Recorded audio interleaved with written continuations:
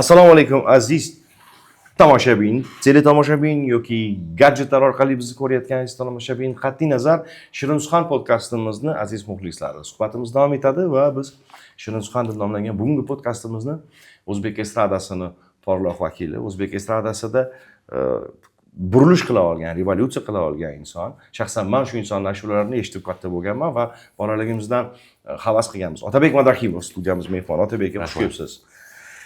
Va nihoyat siz bilan suhbatimiz bo'layotganidan xursandman aka.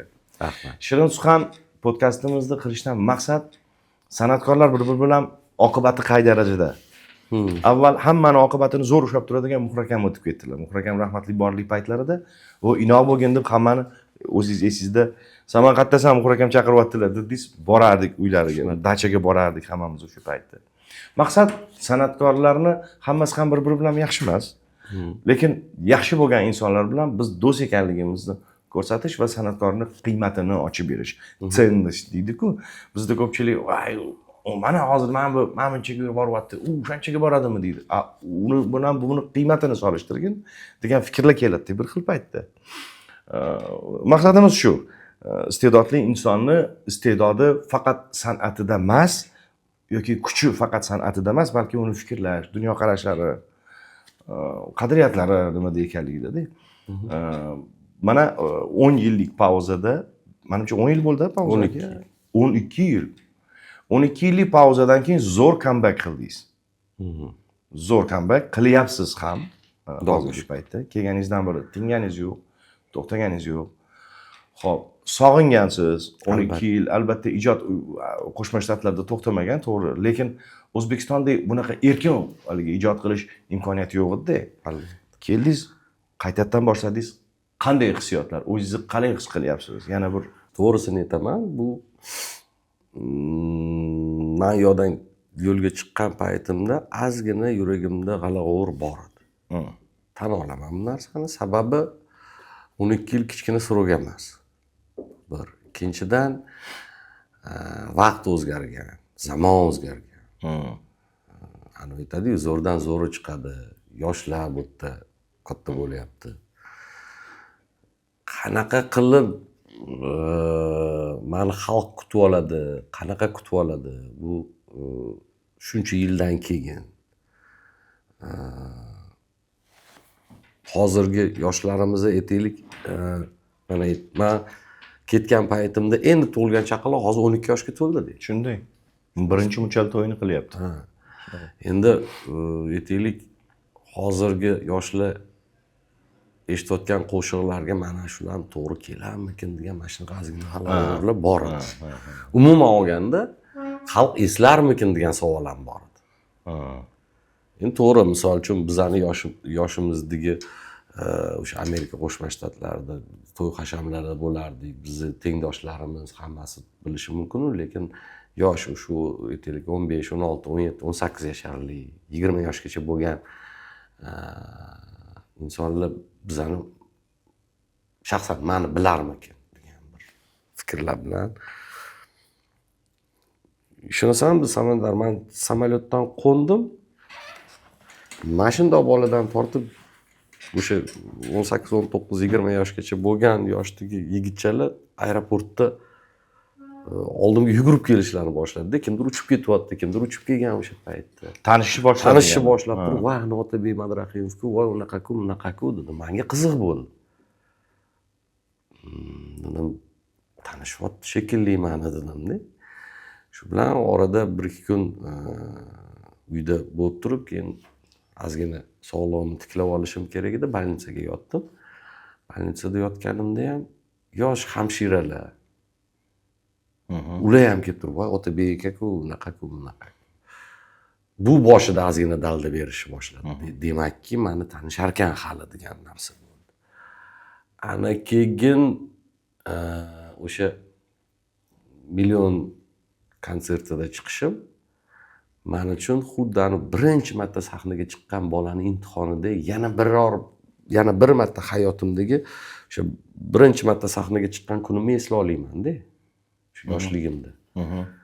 14-15 yashar bo'lgan paytimdagi bola bilan bugungi kunda 52 ga kirgan bola boshqatdan o'sha imtihonni o'tdimda. To'g'risini aytaman, Xalqlar do'stligida o'sha birinchi kun, Millionni birinchi kun konserti kuni sahna ortida turganda yuragim shunaqa dag'dag'dag'dag' urib turgan edi. Hayajon. Eng qizig'i первый razda. O'sha kuni Davron Kabulov meni sahnadan e'lon qilishni boshlaganida san'atkorga eng yomoniki mana shu san'atkorni e'lon qilishganida jimjitlik bilan kutib olinsa u san'atkor bu og'ir botadi-da. Tushunasizmi? Endi aytaylik men kichkinagina bir 500 talik, 1000 talik zalda birinchi chiqib kelmayapman deb birato'lasi Xalqlar do'stligida chiqib kelishim bo'ldi-da. Endi aksariyati yoshlar u konsertlarda o'zingiz bilasiz. Keyin birdaniga shu e'lon qilingandan keyin zol gurillab ketganida menda o'sha yerda yangi nafas paydo bo'ldi-da. Yangi nafas, yangi anaqa bilan sahnaga qanaqa sakrab chiqqanimni, qanaqa anaqa qilganimni o'zim bilmay qoldim. Xuddi o'sha 35 yil sahnada qanaqa yurgan bo'lsam, o'sha anaqada xalq o'rnidan turib, maza qilib, chape chalib, o'ynab, kulib, qiyqiruvlar bilan kutib olishgani men uchun bu juda katta dalda bo'ldi-da. Adrenalin zashqarildi yana. Ana o'sha yana bitta energiyani berib qo'ydi-da. Mana shu narsa san'atkor uchun juda muhim jihatlardan biri. O'sha haligi aytganimizdek o'sha comeback uchun bu birinchi nima deydi pushkadan birinchi otiladi-ku. Ana o'shanaqa o'sha otilish bo'ldi-da men uchun. Chunki birinchi dalda, eng katta dalda bo'ldi. Men buning uchun biz bu proyektni Davron Kabulov bilan 2-3 yil davomida gaplashib kelgan edik, hech kimga bilintirmasdan. Ikkalamiz oramizda edi bu gap. O'sha takliflar boshlandi, qanaqa qilamiz, qaysi vaqtga qilamiz. Bu mana shu yilga to'g'ri kelgan ekan. Aytadi-yu, biz o'ylaymiz, niyat qilamiz, lekin tepada biz uchun o'sha hamma narsa yozib bo'lingan-da. Mavrudi Xudodan qanday bo'lishi. Shuning uchun o'sha vaqt soati keldi, o'sha kunga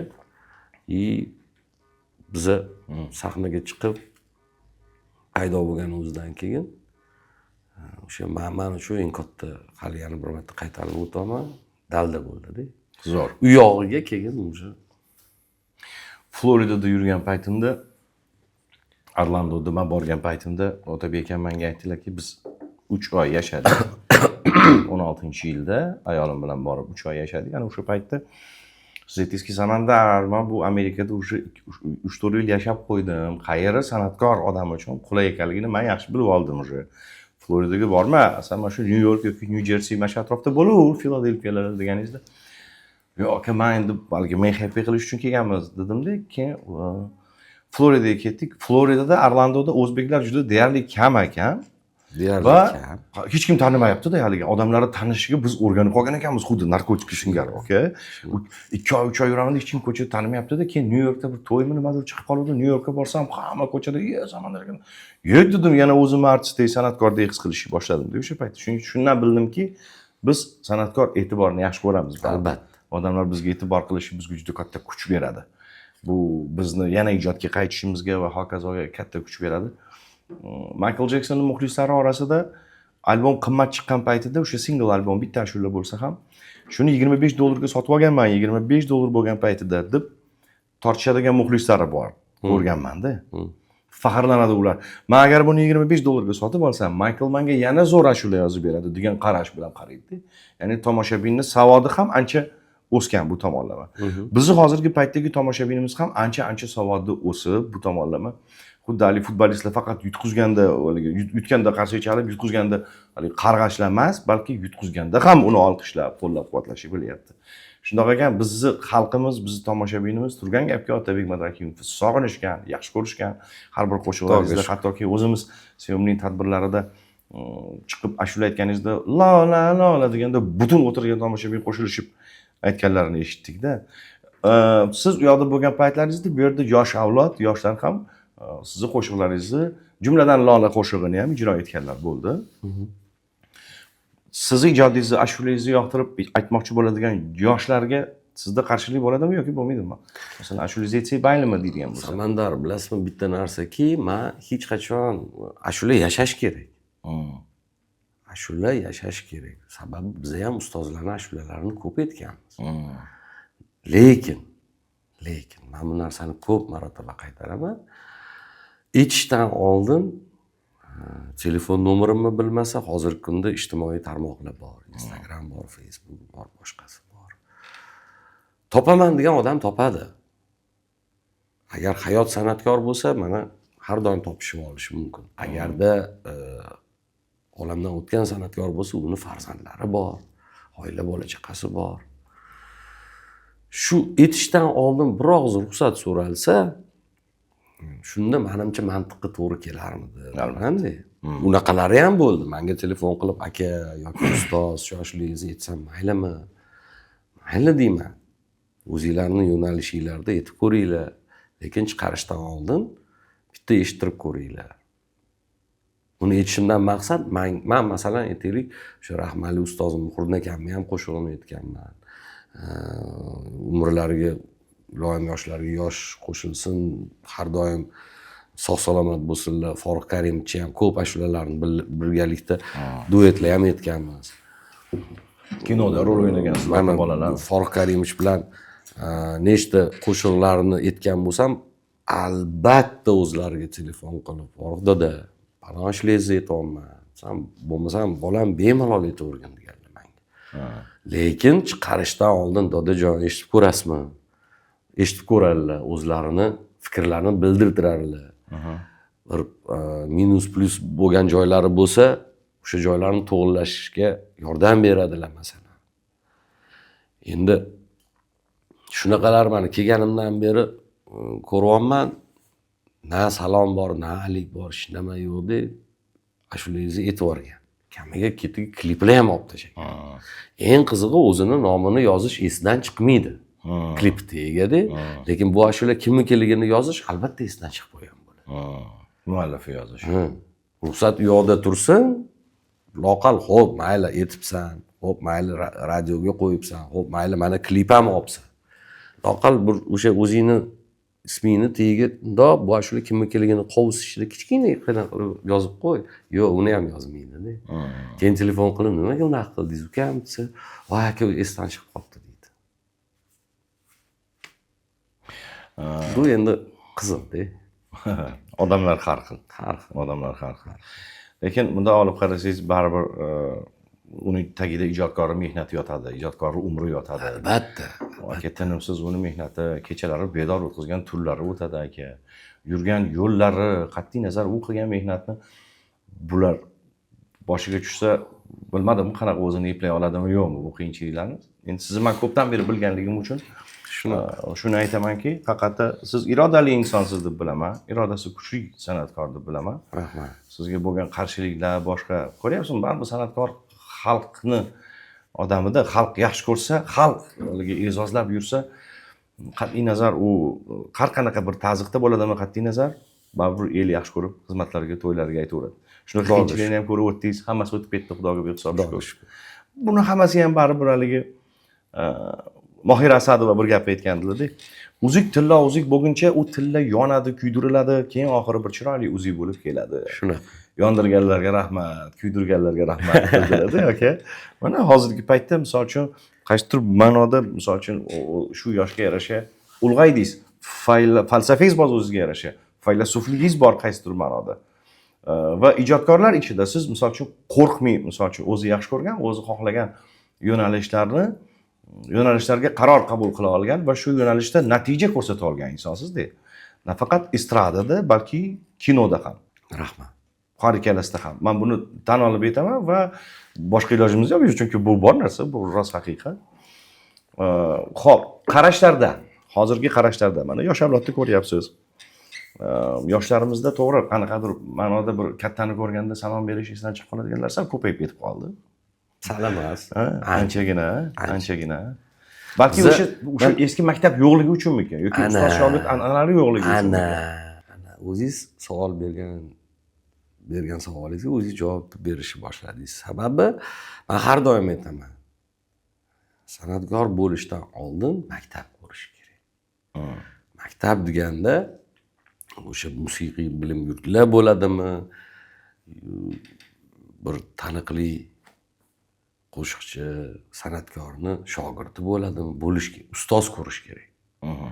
Ustoz ko'rmagungacha san'atkor bo'la olmaydi. Men bir ikkitasini bilaman-da, men intervyularni ko'rib qolganman, eshitib qolganman. Bittasiga siz ustozingiz kim desa, "А что такое устоз?" deganda. Устоз это учитель. Nastavnik. Nastavnik. Нет, это я сама deganda bittasi. O'shaning uchun nima deydi? Nima bo'lgan taqdirda ham ustoz ko'rish kerak. Mana men masalan bu bilan meni behurmatlik qildi demoqchi emasman. Mayli, o'zi biladi. Mana hozir har kuni to'y hashamlarga kiramiz. Har kuni tadbirlarda bo'lamiz. O'sha yerga aytaylik bir dejurniy sostavdagi yosh yigitchalar o'tirgan. Chunki endi yosh deyishimga maqsad ular haqiqatdan ham yoshda. Biz sahnaga chiqqanimizda hali tug'ilmagan edi bu bolalar. Farzandlaringiz qatori hammasi. Kirib kelsak, oxir o'rnidan turib mana o'zimizni eslaylik Samandar. Biz masalan to'yxonada o'tirganimizda o'sha Muhriddin akam kirib qoladimi, Farruh Zokirov kirib qoladimi, Olamjon Yoqubov kirib keladimi, Obid akam kirib keladimi, kim bo'lishidan qat'iy nazar o'rnimizdan sakrab turardik. Albatta. Ustoz keldi deb turib, joy berib o'tiring deb o'tkazardik. Kerak bo'lsa bir piyola choy qo'yib berasiz. Choy damlardik kerak bo'lsa. Kerak bo'lsa. Hozirgilarda u narsa yo'q. Misol uchun menda mana shu ustozlarim menga shunaqa darslik berganki, sendan bir kun oldin chiqqan san'atga, bir kun, yillar mobaynida, ancha yil oldin emas, bir kun oldin chiqqan san'atkor bo'lsa ham o'shani hurmatini qilgin deyishgan.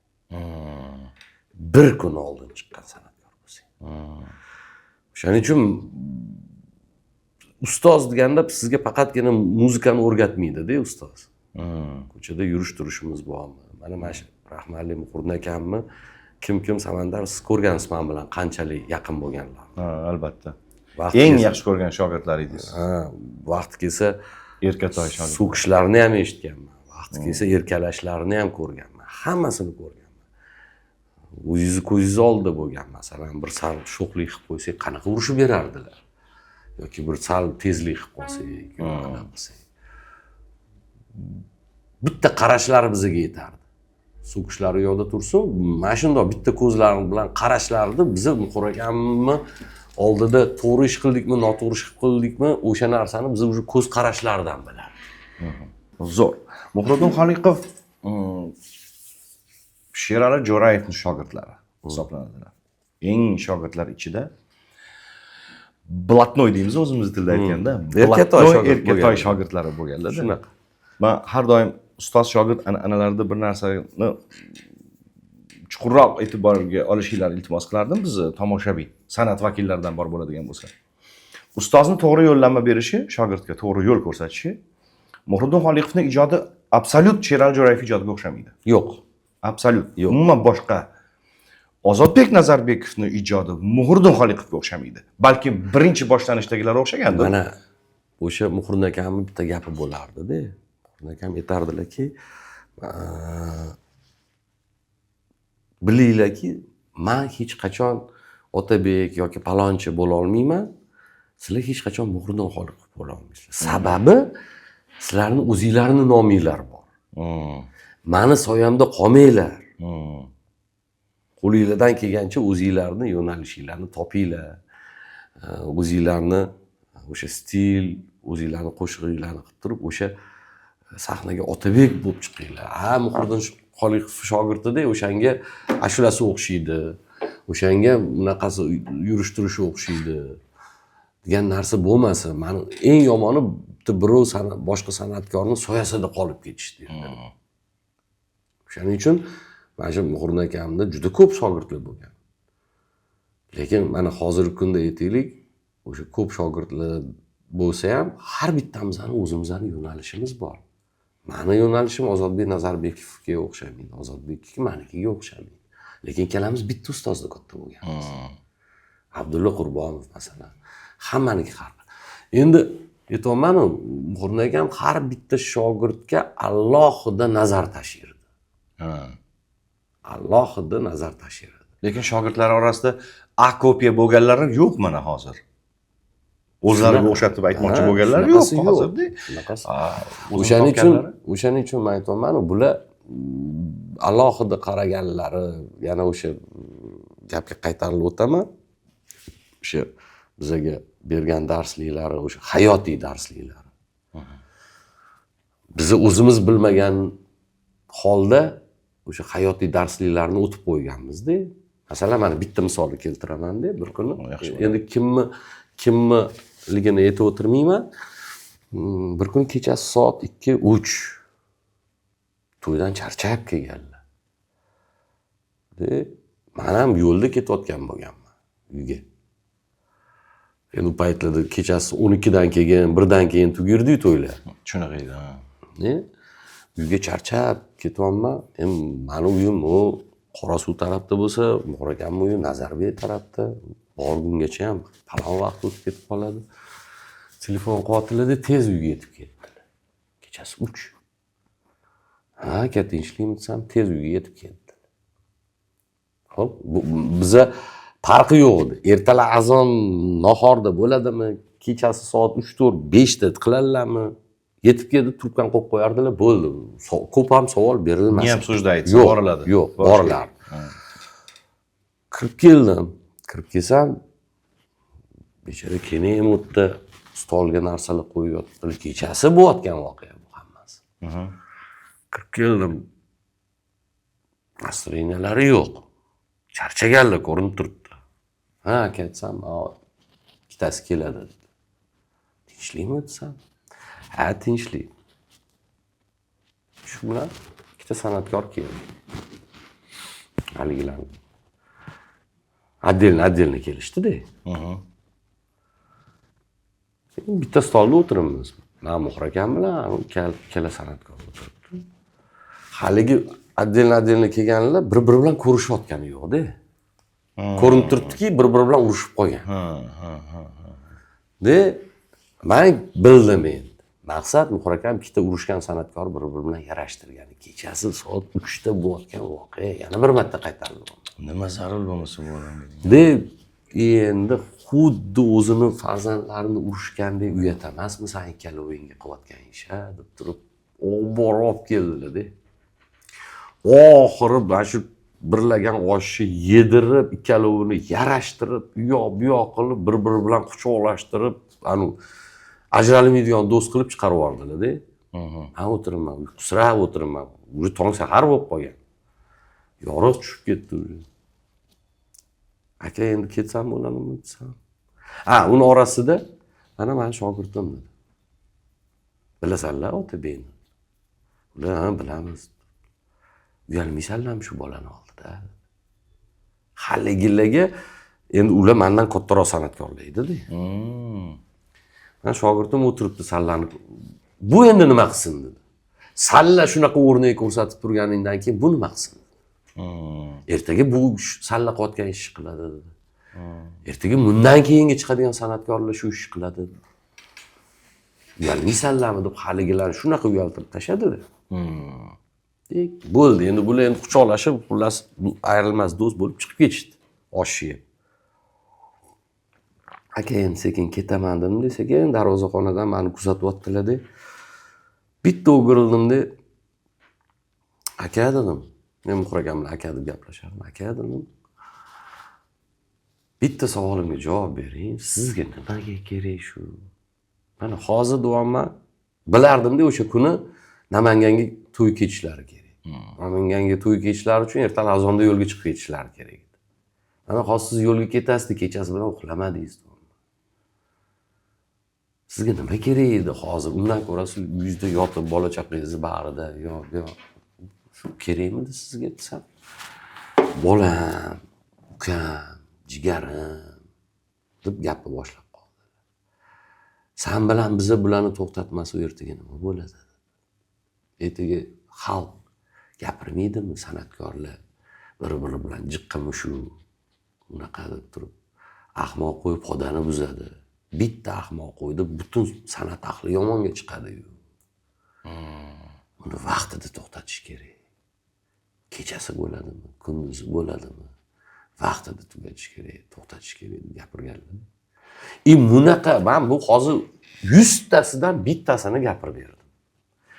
Eng qizig'i mana 5-sentyabr o'sha to'lagan kunlari bo'lar. Butun 5-sentyabrda hech kim Toshkentda to'y qilmas edi. Sababi hamma san'atkor Muhrakam uyida bo'lardi. Bayram qilinadi Muhrakam. Ana o'sha bayram qilishdan ham maqsad katta sovg'alar olish emas, katta pul olish emas, boshqa narsa qilish emas deb. Ana o'sha yerda ham san'atkorlar keladimi, uni orasida bir-biri bilan urushib qolgani bor, gap talashib qolgani bor, unisi bor, bunisi bor. Har bittasi bilan отдельно o'tirib, mana shu san'atkorlarning boshini qovushtiradi. O'yin kulgilar qilib turib, "Davay, mardi maydon" deb turib, "Urushmoqchimisan? Qani sahnada urush. Chiq sahnaga. Ovozing bilan ko'rsat, qo'shig'ing bilan ko'rsat" deb turib mashina qilardilar. Keyin mana shu bularni tantiligini, shu erkaligini hamma yosh-u qari san'atkor ko'tarardi-da. O'sha aytaylik rahmatli ustoz Sherali Jo'rayevdan tortib, yosh bugungi kundagi yoshlar ham hammasi ko'tarardi-da bularni, erkaliklarni, boshqasi, darsliklarni ham hammasini ko'tarardi. Muhrakamga bir qanaqadir ilohiy kuch berilarmidi deyman-da, chunki o'zlari bo'ylari kichkinagina bo'lgani bilan yuraklari shunaqa katta edi. Bir kuni mana shu o'sha Amerikada yashab yurgan paytimiz Obid akam kelib qoldilar, rahmat. Obid akam bilan okeanni bo'yida o'tiribmiz-da, okeanga oyoqlarni tiqib olib, muzdekkina salqinda o'tirib. Nimadir gap chiqib qoldi-da. Men aytdimki, Obid aka dedim, mana shu yerda hozir Muhrakam yetishmayapti, ikkalamiz gaplashib o'tiribmiz. Ukam deydilar. Qani edi, dedilar. Hozir yonimizda bo'lganida boshqacha bo'lardi, bu bir dedilar. Ikkinchisi dedilar, hech narsani sezmayapsanmi? Nimani desam? Mana shu Muhrakam o'ldi-yu, o'zi bilan san'atkorlarning oqibatini ham olib ketdi. Mana dedi, qara, Muhrakam ketgandan keyin dedi, qachon esla olaysan, qayerdadir yig'ilganimizni? Esla. Qachon esla olaysan? Muhrakam uyiga dedi, mana shu 100 ta san'atkor bo'lsa, 100 tasini bir kunga yig'ib qo'yardi-yu, eslaysanmi? Ha. O'shanaqa narsa qachon bo'ldi? Yo'q, mana hozir. Ko'ryapsanmi yoshlar nima qilayotganini? Hech kim yoshlar hozir xalq artisti bo'lsan, xizmat ko'rsatganmisan, kim bo'lishingdan qat'iy nazar darz salom ham bergisi kelmaydi. Hali gapga qaytamiz-da. Shunday bo'lyapti. Shunaqa bo'lib, mana endi aytayman, yana bir marta o'sha joylar jannatda bo'lsin, ustozimni bir g'ayri tabiiy kuchlari bo'lardi-da. Hozirgi mana ijtimoiy tarmoq bor ekan, okean ortida bo'lib turib ham, lekin san'atkorlar orasida nima voqealar bo'layotganligini kuzatgandirsiz, bilgandirsiz. Aynan shunaqangi Muhrakamga o'xshagan ustozlar yo'qligi uchun yoki kimdir masalan hamma menga nima bilan qarayapti-da, hamma menga nima. Lekin kimdir masalan o'zi vijdonan ukalarim, qo'yinglar, biz bu xalqning nazaridagi odammiz. Muhrakam shu gapni aytardilar. Biz xalqning nazaridagi odammiz biz. Odamlar bizga qarab turadi. Darrov bir-birimiz bilan urushsak, bu ortiqcha nima yig'ib qo'yamiz, hurmatimiz pasayadi, o'zimizga yomon qilamiz faqat dedilar-da. Balki mana shu narsalarni ko'rib turibmiz, boshqa qilib turibmiz. Balkim bilmadik, o'lga mas'uliyat balki bizni o'lga zimmamizdanmikin shu narsalarni qilish balkim. Chunki katta ustozlar hammalari o'tib ketdi, deyarli farzandlari, nabiralari, yosh avlod qoldik biz. Endi baribir yosh deymiz-da. Hozir navarali bo'lgan bo'lsangiz ham, boshqa bo'lsa ham, lekin ko'ngil yosh, qalb yosh. Lekin bu yosh avlodga kimdir shunaqa bir tanbeh berib, "O'y ukajonim, qo'y bu bo'lmaydi, bir-biring bilan do'st bo'lgin" degan narsani aytmasa, faqat yomon bo'lyaptiki, hech yaxshi bo'lmayapti. Hech bir-birini yutug'idan xursand bo'lish. Bizda paytda bu aytolmanu, qanaqadir bir-biriga g'ayrli qilish, konkurensiya degan narsa. Bu narsa bo'lmas. Sog'lom raqobat bo'lardi, Sog'lom bo'lganda ham, raqobat. ijod bilan. Ha. Mana agarda konkurensiya bo'lganda, misol uchun, mani ketimdan chiqib kelyapti deb, misol uchun mana o'zingizga Samandar men aytaman. Nima qilaman bu bolaga yordam qilib yoki nima qilaman bu bolani o'zimga yaqinlashtirib, bu mani dumimni bosyapti deb turib qaragan bo'lardim. Bizda u narsa yo'q edi-da. Yo'q. Bizda men masalan qaysi viloyatga boray, qaysi bir joyga boray, sahnada agarda talantli bolani ko'rib qolsam, sahnaga tortib olardim, esingizda bo'lsa. Chiq bu yoqqa yonimga chiq deb tortib olardim. Chunki sababi Muxor akam shunaqa edi.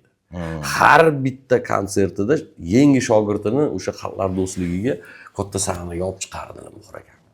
Har bitta shogirdini. Men shaxsan o'zim shuni guvohi bo'lganman. Birinchi marta sizni inson sifatida birinchi tanishim aynan shu 92-yilda adashmasam, 92-yilda gastrol safari bilan borganingizda shunaqa davr kelgan payti men o'yladim, Ozod Rahimov salomlashmasa ham kerak-ku biz bilan.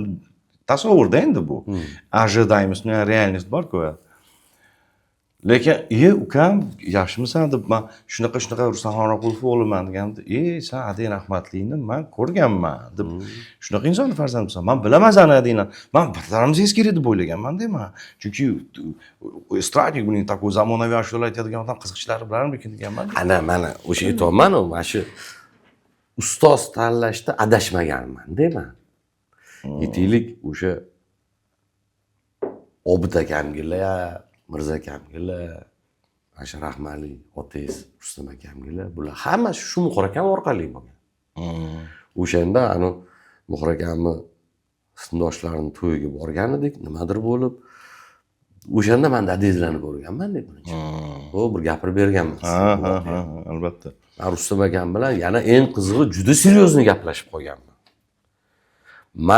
Mani fikrimda, misol uchun mana ko'plar o'ylaydiki, qiziqchi bo'lsa, bo'ldi, hayotida ham shu qilib o'tiradi, bu yoq qilib o'tiradi deb o'ylashadi. Lekin masalan, kim Obid akamni aytaylik faqatgina sahnadan emas, hayotiy tanigan bo'lsa, jiddiy inson, juda jiddiy inson edi asosan. Adezlar ham xuddi shunaqa edi. Men adezlar bilan o'tirganimda to'g'risi men boshida boshqacha o'tirganman-da, hozir latifalar aytib beradilar, hozir anaqa qilib beradilar, bunaqa qilib beradilar deb o'ylasam, umuman falsafiy tarafdan men bilan gaplashib qolganlar-da. San'at haqida, mana shu ustozim haqida. Men uchun bu juda kontrast bo'lganda. Chunki o'sha gaplashishimizdan oldin dadangizlarni sahnada ko'rgan. Ichi-chovoq uzilib ketadigan kuluri bor-ku, shunaqa kuldirib tashlaganlar. Men o'ylaganman, hozir o'tiradilar, men bitta bizani ham hozir dabdala qilib kuldirib tashlaydilar, unaqa qiladilar desa, yo'q. To'y tugagan boshqa narsa, men Muxor akam bilan o'tiramiz, dadangiz o'tiribdilar, hammamiz. Umuman противоположный odam o'tirib qolganda yonimga. Qarama-qarshi. Hozirgina bir soat oldin butun to'yxonani kuldirib, siydirib yuborgan odam emasda, partiyniy odam o'tirib qo'ygandek bo'lib qolganda men uchun, to'g'risi. Hayotda jiddiy odam. Hayotda juda jiddiy bo'lgan ekan. Haqiqatda hayotda jiddiy bo'lgan. O'sha narsa ham menga anaqa bo'lgan. Katta darsliklardan bittasi bo'lgan. Demakki, san'atkor o'sha sahnada san'atini qilish kerak. Sahnadan bu yoqqa o'tdimi? Bo'ldi, o'sha oddiy insondek o'sha gaplashib insonlar bilan eng qizig'i любой temaga gaplashardilar-da dadangiz. Uyda to'yga aytgani kelishdi-da, dadam rahmatli. Onam ko'rpachalarni solib joylarni qilsalar, hali kelgan odamlar oyog'idagi etigini yechmasdan kirib ichkarida ko'rpachaning ustiga o'tirib oldi o'sha etiklari bilan, loy etiklari bilan. Onam jahllari chiqdi. Kelgan mehmonlarga choy-poy bu narsa tayyorlayotdilar. Farosating qursin. Ko'rpachaning ustiga etigi bilan chiqib ketdi, u bu deb gapirdilar. Dadam nimagadir chiqdilar-da, chiqdilar, quloqlar eshitib qoldilar. Men qaradilar. Shu oyog'i loy etigi bilan eshigingni taqillatib kelyapti, seni qorning to'yyapti shular. Tushundingmi dedilar. ikkinchi bunaqa gapirganingni eshitmay tushundingmi dedilar. Oldaxon dedilar. Bo'ldi, hamroh qilibjon, hop dedilar. 10da darogazini bosardilar. Optakam to'g'rilarda gaplashdik. Optakam ham ko'p gap gapirganlar. Adey rahmatli menga Obidjon yozish kerak ekan. Men yozishni boshlaganimdan keyin Rustam Maroqulov bo'ldim. Shunchaki miyaga, kallaga ishonib qolish bo'lmas ekan. Yozgan narsa ishlar ekan doim deb aytganlar va shundan o'rganganmiz. Bu Optakamning kredosi edi. Bu nafaqat aytaylik o'sha qiziqchilik san'atiga bo'lgan narsani yozish kerak.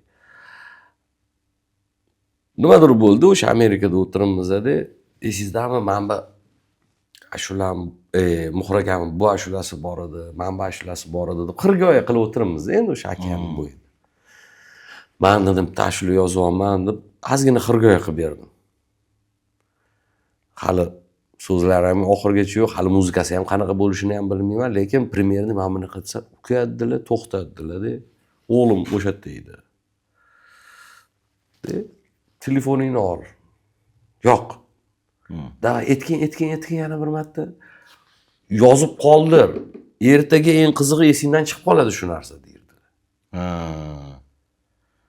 Eshitasan-da, mana bunaqa tegmaydi, bunaqa tegmaydi. O'sha Optakamni anaqasi juda krugozo'ri qotdi. Otabek Madrahimovni ijod qilishiga va mana shunaqangi zo'r comeback qilib yana qaytishiga trigger bo'ladigan narsa nima? Trigger, ya'ni sizni nima undaydi doimiy? Chunki mana qisqa vaqt ichida men ana kuni Sarvar akam hazillashib aytdi-ku, chiqmagani faqat vodokanal hozirda ko'rsatuvlarda. Ulgurish aytaman-da, hammasiga ulgurib, hammasiga jug punktualniy bo'lib boshqasiga trigger nima sizni haligi qo'zg'atib turadi? Birinchidan men hozirgi kunda mana ishlayotgan administratorlarim, o'sha media direktorim, administratorlarim, umuman men hozir jamoam. Men hozir xayol, dard, fikrim faqat san'atda, o'sha musiqamda, she'rlarimda, hammasida. Lekin mana shu bordi, keldi, u yoqda syomka, bu yoqda syomka, bu yoqda bir tadbir, bu yoqda to'y, u narsa meni miyamda yo'q. Meni o'sha jamoamda bu narsa. Menga aytishadi, aka, bugun falon joyga borishimiz kerak, falon joyga borishimiz kerak, uni qilishimiz kerak. Birinchidan bu jamoamga ming rahmat, shunchalik. Mana bugun ham hozir bu yerdan chiqib turib,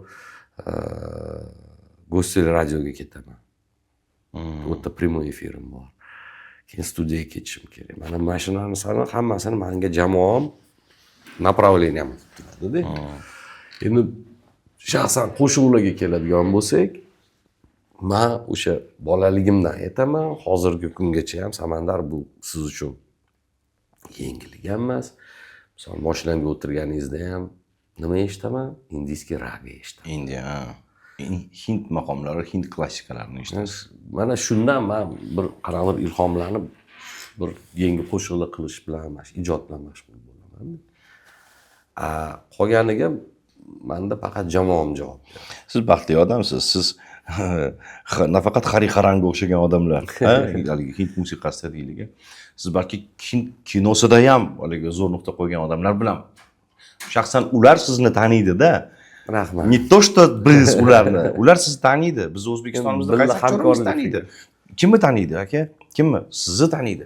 Ular aktyor deb biladi, xonanda va aktyor deb biladi rostdan ham. Chunki birga loyihalarda ishlagansiz, kinolarda ishlagansiz. Hozirgi paytda ham kino bo'yicha ham rejalar bormi? Ashulada-ku yaxshi ijod, zo'r endi albatta hozir birinchi o'chirtda o'sha esingizda bo'lsa, yaqin kunlarda siz bilan bitta ko'rsatuv birga bo'ldik, o'sha Taqdir badiiy filmi ustida.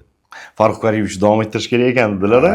O'sha Taqdir badiiy filmini men to'g'risini aytganda Amerika Qo'shma Shtatlarida o'sha yerda o'tirganimda sinopsisini qilib bo'lgan edim bu film. Davomiga ikkinchi qismi. Sinopsisi tayyor edi menda. Mana hozir shu ssenariyning ustida umuman ishlash boshlangan. Bu tayyor bo'lgandan keyin shu Jahongir akam Qosimov bilan Navro'zi Binazova birgalikda hammamiz yana ssenariyni bir o'ylab chiqamizda. Yo'q-yo'qlarini to'g'irlab, keyin Xudo xolasa o'sha eski Xudoga shukr bugungi kungacha bor aktyorlar shu qatori sizni nasib Xudo xolasa albatta. Taqdirni ikkinchisida o'sha aktyorlarni o'ynatish niyatim bor.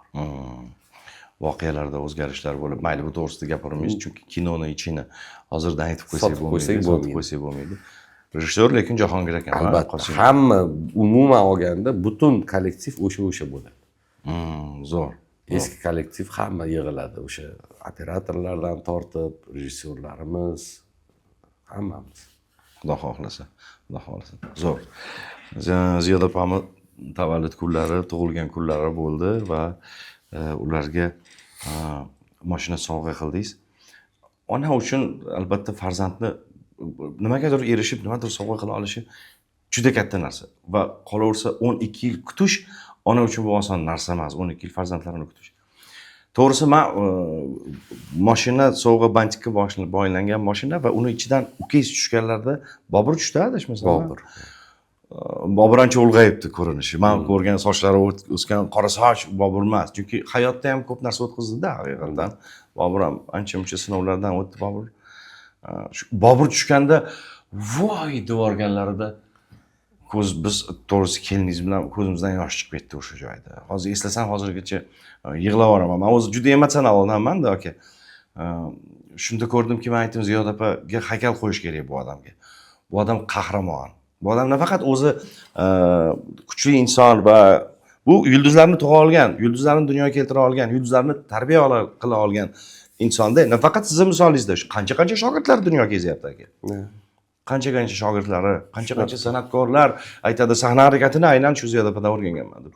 Juda ko'pchilik e'tirof qiladi bu narsani. Ziyoda opamga deb ona haqida ashula yozgansiz-a yoki? Mana shu o'sha kuni bo'ldi-da. Bu o'shanda. Menga onamlar har doim aytardilar-da, bolam, shu sevgi, muhabbat haqida ko'p qo'shiq aytgansan. Mana otajoningga ham bag'ishlab ashula aytding. Menga qachon aytasan deb so'raydilar. Shu aytayapman-ku, har bitta narsani vaqt soati bo'lar ekan. Endi birinchidan bu qo'shiqni ancha yillar o'ylab yurardim. Qanaqa qilsam bo'ladi, nima qilsam bo'ladi. Keyin vaqt taqozosi bilan o'z hayot bir qiyinchiliklari bilan, hammasi bilan mana shu 3 ta aka-uka tarqalib qoldik-da. Bu yoqda Bobur ukam birinchi ketdi, Dubayda yashardi u paytda. Keyin men Amerikaga ketdim. Keyin Dubaydan Bobur Amerikaga keldi. Bu yerda kichkina ukam bilan qolishdi otam. Mana shu 12 yil davomida onam aytardilar-da, 3 ta o'g'limni bitta uyga 12 yil davomida yig'a olmayapman hech. Men eng katta orzum bittada uchala o'g'lim yonimda bo'lsa.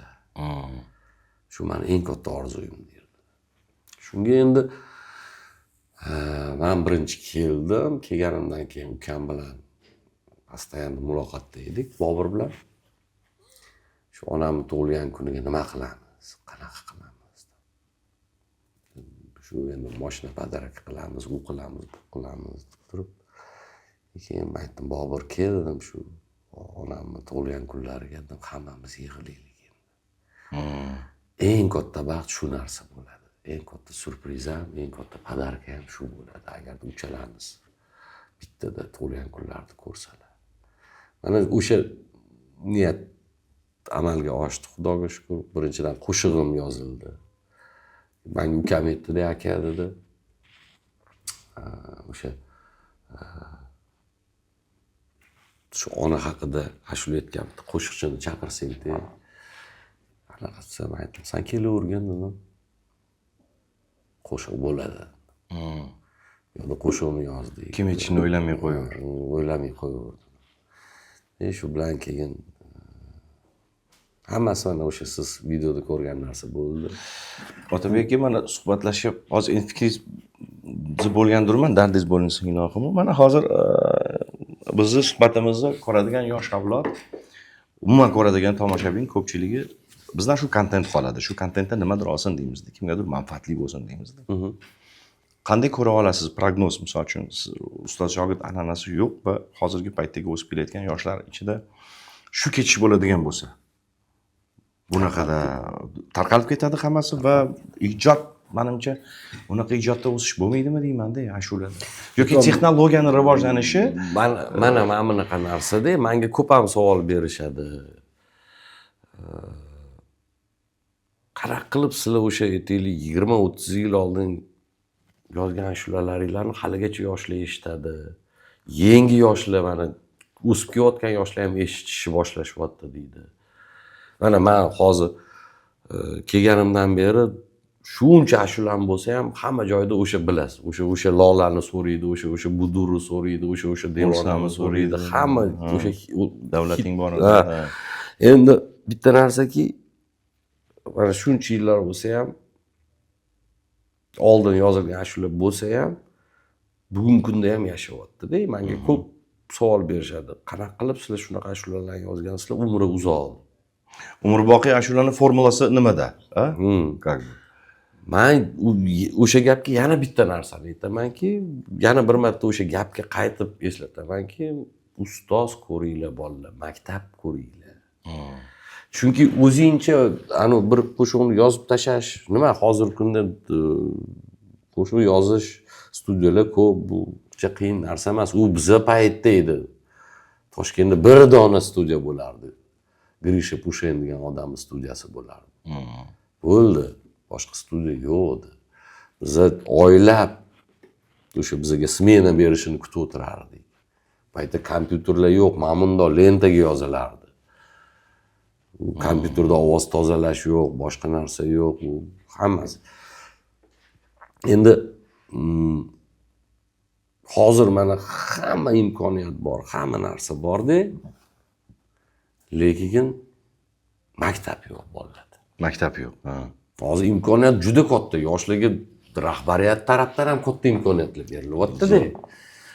Lekin bular to'g'ri foydalanmayapti-da. Shu ustozni oldiga borib, bamaslahat.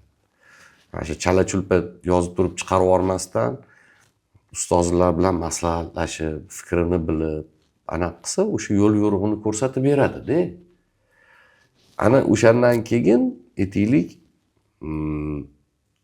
o'sha ashulasini umrini 100 yil demasam ham bir 20-30 yil o'sha ashula, balkim keyinchalik yosh avlod ham o'sib kelib turib o'sha qo'shiqni aytadigan bo'lsa, yana 20-30 yilga umri uzayadi. Mana shunaqa bo'lib keladi. Chunki mana biz ham o'sha Mo'rin akamni, Botir Zokirov ashulalarini aytamiz masalan-da.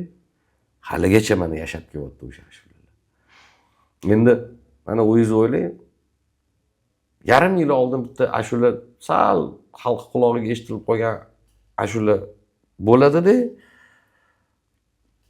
Yarim yildan keyin bo'ldi. Mana hozir eslolmaysiz-da, qaysi ashula chiqqanini yarim yil oldin. Mana sizga o'sha savolga javob. Yana bir marta o'sha maktab yana bir marta. Abdulloh ibn Muborak kitoblarida bitta yozgan joylari borki, shogird o'zi 7 yilda bosib o'tishi mumkin bo'lgan yo'lni agar ustoz bilan bo'lsa 3 oyda bosib o'tadi. Shunaqa. Qarang, 3 oy qayerda-yu, 7 yil qayerda. Mana ustoz nima uchun kerak bizga? Biz har doim xohlaymiz 1 million dollar yoki 100 ming dollar xohlaymiz, lekin shunga yarasha qiymat bormi bizda? Yoki shunga yarasha reja bormi? Yo'q, bu yog'ini o'ylamaymiz. Yoki maktab bormi? Bu tarafini o'ylamaymiz-da. O'shaning uchun men o'ylaymanki, va bizda aka, misol uchun biz ijod qilgan paytda to'yimiz ko'payishi uchun ashula yozilmagan-ku bizda, albom uchun yozilgan. Yurakdan, mehr, qalbdan chiqqan. Biz o'sha ishni boshlagan paytlarimizda, o'sha yangi qadam qilib kelayotganimizda maqsad tezroq shu mashhur bo'lsam-u, tezroq men to'yga yugurib chiqib, tezroq kasha-kasha pul topsam-u degan narsa bo'lmagan. Bizda glavniy shu san'atning ichiga kirsak, el yurt bizani tanisa. Shu bir mana masalan o'zim o'sha 90-yillarning boshidan bugungi kungacha o'zingiz tirik guvohi bo'lgansiz, ne stadionlarda konsert berganmiz. 40 ming, 50 minglab odamlar yig'ganmiz. Albatta. Kuniga 15 mingtadan yubileynida necha kun konsert berardi? Oylab berilardi konsertlar. O'shanga hozirgi Причем стоячий bilet sotilardi. Hozirgi masalan bir ikkita yangi san'atkorlarni eshityapman, o'zim bilan tanimayman ham. bitta ikkita ashula aytib qoladida, bir kun Xalqlar do'stligida konsert berib turib, ertasiga shu mansirab qoladida. Bunaqa narsani hech qachon yeb ko'rmayman. Biz uchun o'sha men uchun shaxsan aytaylik, o'sha o'zimni родной o'sha meni eng yaqin ustozim Muhriddin akam bo'lsa, o'sha davrdagi san'atkorlar Sher aka, Yulduz opa Usmonova, G'ulom aka va hokazo o'sha davrning san'atkorlari. Ular hammasi biz uchun ustoz. Har bittasi bilan muloqotda bo'lganman. Nasiba opa ham Abdullayeva. Har bittaligi bilan muloqotda bo'lib turib, har bittaligidan nimadir darslik olardim-da. Har bittasidan nima qanaqadir bir xuddi anu maktabingizda matematika o'qituvchisi bo'ladi, geografiya o'qituvchisi bo'ladi, unaqa bo'ladi-ku. Shunga o'xshab turib, har bitta san'atkorning o'zining направленияsi bor-da, o'zining stili bor, направленияsi bor. Masalan, Yulduz opam bilan ko'p muloqotda bo'lardim. Opa, men bunaqa qilmoqchiman, bunaqa qilmoqchiman desam, opa o'ziga yarasha bir maslahat berardi. To'g'ri fikrlar bildirardilar. Opa bizani ham yoshimizdan, esingizda bo'lsa, Yulduz shoular bo'lardi. Hozir shu Xudoy taolo. Yulduz shoularida bizadagi yoshlarni nechtasini chiqarganlar Yulduz opa. Ha, Mahmud Nomozov bilan o'sha paytda birinchi bo'lib kelishgan. Eslayman aka, qora versachishim. Ular bir rossiyskiy san'atkorlar bilan o'zbek san'atkorlarini bir-birini qovushtirib, mana bunaqa sahnalarga olib chiqib, qanaqa shoular qilganlar Yulduz opa. Qani o'shanaqa shoular? Yulduz opadan keyin kimdir qildimi? Yo'q. Nasiba opa Abdullayeva. Nasiba opa esa вообще bizani ledilar-da. Ulardan tarbiyani shunaqa o'rganish mumkin, o'zini sahnada tutish, boshqa narsani. Даже не обсуждается-da masalan. G'ulom aka ham masalan, mana shu yoshga kirib ham har bitta oldilariga kelgan bir yosh bolacha bo'ladimi yoki katta yoshli inson bo'ladimi, gaplashishlarini o'zini bundoq tomosha qilsam, hikoya-da masalan. Farruh Karimov mana qanaqa o'zlarini tutadilar Farruhda masalan. Mana bu har bitta aytayman, hozirgi yoshlarimizga foydalanib qolinglar. Xudoga ming qatla shukr, shuncha ustozlar bor hali. Bu katta darg'alar bular. Ular hayot ekan, bu shundan xursand bo'lib, nabarut foydalanib olinglar hozir. Ertaga masalan, afsus bu achchiq haqiqat. Hammamiz bu dunyoni tark etamiz. Hozir xursand bo'linglar, mana Farruh aka bor, G'ulom aka bor, Nasiba opa bor, Yulduz opa bor, hammasi bor. Foydalanib olinglar, ustozlardan foydalaninglar. Ulardan darslik olinglar. Biz-ku o'zimizga yarasha darsligimizni olganmiz, vaqti kelsa hammasini so'kishni ham eshitganmiz, boshimizdan silaganini ham ko'rganmiz. Hozirgi yoshlar umuman bo'ldi. Shu faqatgina shu ustozlarning ashulasini tapir-tupir remix qilib etsa, shu bo'ldi, shu bilan foydalandim. Lekin birortasi masalan uyiga kirib kelmaydi. Birortasi misol o'sha ustoz kirib kelganda o'rnidan turib kutib olmaydi masalan. Hurmatini joyiga qo'ymaydi. Yoki masalan ashula yozdingmi? Bor. Har bittasini oldiga borsang, biror marta men ko'rmaganman Yulduz opa kimdir qo'yindan itarganini, Farruh aka kimdir qo'yindan itarganini, G'ulom akam kimdir qo'yindan, Nasiba men unaqa narsani hayotda ko'rmaganman. Yoshi qariga bir xil qarab, anaqa qilib, nima deydi, hurmat, izzatda kutib olib kuzatishgan bu insonlar. Nasiba opamga qo'ng'iroq qilib, assalomu alaykum ustoz, bu ablah shogirdim yo'q bo'lib ketdi, bir telefon ham qilmaydi degan xayol kelgandir sizga desam, Samandar, sen aytgan so'z meni leksikonimda yo'q. Shunaqa zo'r dars bo'lgan mana shu gaplarini o'zi. Ana. Siz zo'r narsani aytib o'tdingiz, ochyapsiz-da, mana mavzudan mavzu chiqaveradi. Biz haqiqatan ham aka, biz doim ota-bobolarimiz, o'tgan predkilarimiz bilan faxrlanamiz va maqtanamiz. Borligida qadriga yet. O'shanaqa odamlar bilan birga yashab o'tyapmiz-ku biz aka. Xudoga shukr.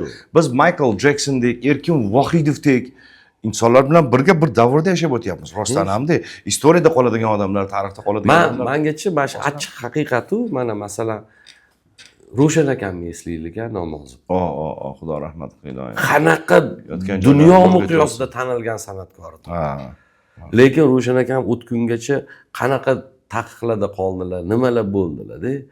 O'lganlaridan keyin Ravshan Namozov bunaqa edi, Ravshan Namozov bunaqa edi. O'tganlaridan keyin nima foyda? Tirikligida hurmatini qilinglar degim keladi-da. Qadriga yetinglar tirikligida. Ruslan Sharipov mana bechara. Qanaqa edi? Ne san'atkorlar shu qatori meni ham har bittamizga qo'shiq yozib bergan shu yigit. Xudo rahmat qilsin. O'shaning uchun mana hozirgi yoshlarga meni nasihatim bitta. Ustozlarni qo'ldan boy berib yormanglar. Bular bugun bor, ertaga yo'q. Har bittasini o'ziga yarasha dunyo qarashi bor ustozlarimizning. Har bittasini o'ziga yarasha yutuqlari bor. O'sha yutuqlarini qanaqa qilib erishganini hammasini o'rganinglar. Ertaga masalan ketgandan keyin voy Farruh aka unaqa edi, Yulduz opa bunaqa edi, u bunaqa edi, bunaqa tirikligida hurmatini qilib qadriga yetib oldiga borib ana bir darslik olgin. To'g'ri aytasiz aka. San'atda umrboqiy hayot kechirishni ham siri aynan mana shunda bo'lish kerak deb o'ylayman aka. Ular ham ustozlarini hurmat qilganki, shunchalik aziz bo'lib yuribdi elda. Albatta. 80 yoshingga kirganingda sani kunga mo'ljallab to'y qilinsa, dunyo bo'yicha yursang, masalan, men bog'chadan yalla guruhini ashulasini aytganman-da, Farruh Karimovich, bolaligimdan Shahriy sabzlarni aytib, как городов на свете много. Shundan havas qilganman Farruh akamga. O'sha paytdan boshlab. Eng qizig'i bu hozir bu anaqada nima deydi? Ham qanaqa tushuntirsam bo'lar ekan. Biza bitta zamondoshmiz-da. Ha, zamondoshmiz, to'g'ri. Bir davrning insonlari. Bir davrda yashab kelyapmiz. Shunaqa insonlar bilan ertaga masalan bormi yo'qmi bu boshqa gap. Hozir shu yerda bu ustozlar bor. Mana shu o'zbek estradasining nima deydi? Qolipi bor-da. Shunday. Masalan, men bolaligimda Botir akani ko'rganman. Botir dodam Zokirovda. Bu inson qanaqa edilar? Mana hozir o'zimizning ustozlarimiz qanaqa ustoz san'atkorlar o'tib ketdi. Nuriddin akam Haydar, Muhriddin akam, Oqinjon Mamadali. Insonlar o'tib ketdi, otangizlar mana Rustam aka. Muhammad Karim Soyipov, Ravshan akam Namozov. O'shaning uchun borligidan to'g'ri foydalanib o'sha ustozlarning darsligini olish kerak. Mana hozir men bir ikkita yoshlarni ko'ryapman, Ravshan akamni aytgan ashulalarni, qilgan aranjirovkalarini eshitib, mana bunaqasiga snimat qilib o'tirishibdi-da. Nimaga tirikligida oldiga bormading? Biror marta Ravshan akam birovni ko'ynidan itarmagan. Yosh san'atkorlarga gitarada akkordlarni ko'rsatib o'tirardilar. Juda hokisor odam edilar. Manikida qanaqa yig'ilishib o'tirardik bosh qilib. Toyir akam Qo'ziyev ham uylarda mehmon qilib ko'p san'atkorlarni ko'p chaqirib turadilar. Toyir akam ham borib turardik-da. Menimcha biz shunaqangi bir yosh avlodni, o'zi umuman san'at ahlini hammasini shu bir bilan inoqligini, bir-birini do'stligini iloji boricha ta'minlashga, har bir inson o'zini taftish qilsa va o'zidan shuni bir harakat qilsa, men o'ylaymanki, hammasi yaxshi bo'ladi deb o'ylayman. Hammasi joy-joyiga keladi deb o'ylayman. Xo'p, qancha vaqt bu yerda, qancha vaqt u yoqda bo'lishdan qat'iy nazar, misol uchun baribir Qo'shma Shtatlarda bo'lgan 12 yil ichida u yoqda ham muxlislaringiz ko'paygan-da baribir aka. U yoq ham sog'inadi, u yoqning ham ishi bor, boshqasi bor. Farzandlaringiz masalan Qo'shma Shtatlarda, nevaralaringiz u yerda, nabiralaringiz aka sog'inganda baribir ko'rib borib tursangiz kerak albatta deb o'ylayman. Bu yerda bo'lasizmi, dunyoni qayerda bo'lishingizdan qat'iy nazar, aynan ham ijod, ham mana shu mehr oqibat borasida biz ko'proq shu yosh avlodga bir ustoz darajasiga chiqdingizda hozirgi paytda. Otabek shogirdlaringiz ham ko'p. Yo'q, bor, Xudoga shukr bor-ku, lekin men o'zim hali ancha-muncha narsani ustozlardan o'rganishim kerak. Men hech qachon masalan o'zingiz ko'p ko'rgansiz. Mandar masalan men o'sha Farruh Karimovich bu joyga kirib kelsalar, har doim yonlarida bo'laman. Har bitta aytgan nasihatlarini, har bitta anaqasini qilishga harakat qilaman. Ancha gaplashib turamiz. Ko'p narsani men o'zimning ichimda ustoz bilan qilinadigan rejalarim ham ko'p-da. O'shani vaqtdan unumli har bitta to'yxonaga kelganimizda yoki bir tadbirda ko'rishib qolganimizda ham o'sha bir ozginadan bo'lsa ham o'sha bir o'zimga kerakli darsligimni olib olaman. O'shanga hozirgi yoshlarimizda ham xuddi shunaqa imkoniyat bor deb o'ylayman. Zo'r. Men o'ylaymanki, bugungi suhbatimiz juda ko'pchilik uchun manfaatli bo'ldi. Yaxshi suhbat bo'ldi. Men endi jurnalist emasman yoki misol odamlarni, men aktyorman, mutaxassisligim bo'yicha aktyorman. Menda televideniyada, teleboshlovchiligimda ham, ashulada ham, hammasida shu aktyorligim menga yordam beradi, kuch beradi. Inson qanchalik iste'dodli bo'lishidan ham avval birinchi o'rinda insoniylik xislatlarini agar birinchi o'ringa qo'yib yursa, san'ati ham gullab ketaverarmikin deb o'ylayman-da. Odamgarchiligi eng birinchi o'rinda zo'r. Chunki san'atni zo'r insonlarni ko'rganmiz-ku siz bilan biz. Aka, borib qo'l uzatganda, salomlashganda qo'lingga qaramagan yoki qo'ling qaytib ketgan, havoda qolib ketgan odamlarni ham ko'rganmiz-da. San'atiga qanchalik muxlis bo'lmaylik, lekin odamgarchiligi 0 bo'lgandan keyin san'ati ham bir tiyin bo'lganda biz uchun. Ko'rinmay ketgan. Bo'lgan-ku shunaqa oldi. Bo'lgan. Endi ana o'zani anaqa gap bor-ku, manmanlik egamga. Yashang. U bugun san katta sahnadasan, ertaga nima bo'lishini Xudo biladi. Zo'rdan zo'ri chiqadi, bu mardi maydon. Lekin o'sha har bitta o'zingni davringda shunaqa bo'lishing kerak.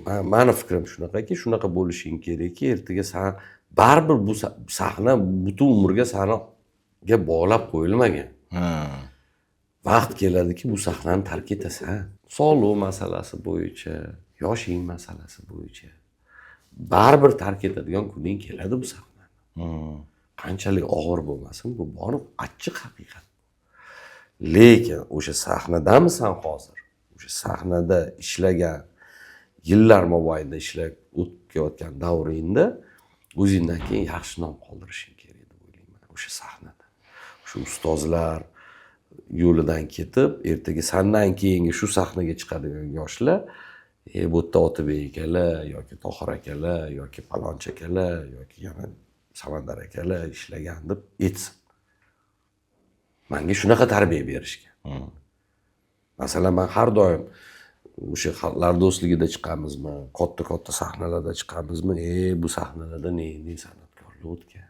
Mana shu xalqlar do'stligini sahnasi ne san'atkorlarni ko'rdim. Dunyo yulduzlaridan tortib o'zimizni ne ustozlarimizni ko'rdim. Lekin ustozlarimizni ko'pi mana hozir olamdan o'tib ketgan, bu sahna turibdi haligacha. Turibdi. Bizdan oldin bu sahna bo'lgan, bizdan keyin ham bu sahna bo'ladi hali. Qoladi. Lekin ana o'sha sahnaga chiqib yurgan davring paytida o'zingdan keyin yaxshi nom qoldirgan ustozlarimiz shunaqa nasihat bergan. Mehr qolur, muhabbat qolur. Gap yo'q. Zo'r fikr. Doimo o'quvchi pozitsiyasida bo'lgan Otabek Madrakimov bugun Shirin Suxan podkastimiz mehmoni bo'ldilar. Aka, kelganingiz uchun rahmat. Sog' bo'ling. Suhbat zo'r bo'ldi, addushi maza qildim. Siz bilan-ku biz haligi fikrdan fikr ketib, bemalol 6 soat ham to'xtamasdan gaplashaverishimiz mumkin-da. Shunaqa. Lekin eng muhimi fikr bera olaylik. Biz birovning umrini o'g'irlashga hech ham haqqimiz yo'q.